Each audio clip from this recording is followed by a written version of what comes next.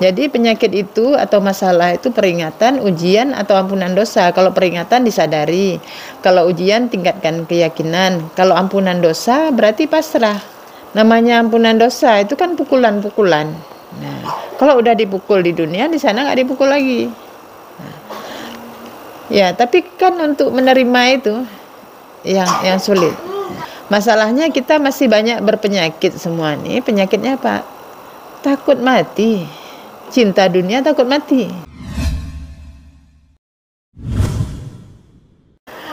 Jadi merendahkan hati itu nomor satu. Tapi kan kita sulit untuk mengakui kesalahan, kekurangan kita. Padahal yang Allah kasih kode untuk kita itu untuk rendah hati kita nih. Jadi penyakit itu atau masalah itu peringatan, ujian atau ampunan dosa. Kalau peringatan disadari, kalau ujian tingkatkan keyakinan, kalau ampunan dosa berarti pasrah. Jadi namanya ampunan dosa itu kan pukulan-pukulan. Nah, kalau udah dipukul di dunia, di sana nggak dipukul lagi. Ya, tapi kan untuk menerima itu yang sulit. Masalahnya kita masih banyak berpenyakit semua nih. Penyakitnya apa? Takut mati.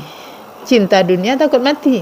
Nah, padahal di dunia nggak punya apa-apa juga. Nah, tapi cinta dunia, takut mati. Nah, ini yang kita harus keluar dari penyakit itu. Untuk kita senang ketika kita pulang itu. Kalau ditanya siapa yang udah siap untuk pulang kampung, nah gitu. Biasa orang ditanya kayak itu dari rantau kan, untuk pulang kampung, saya gitu kan, semangat. Jadi artinya gini, walaupun umur memang sudah ditentukan, yang siapnya ini yang harus mantap.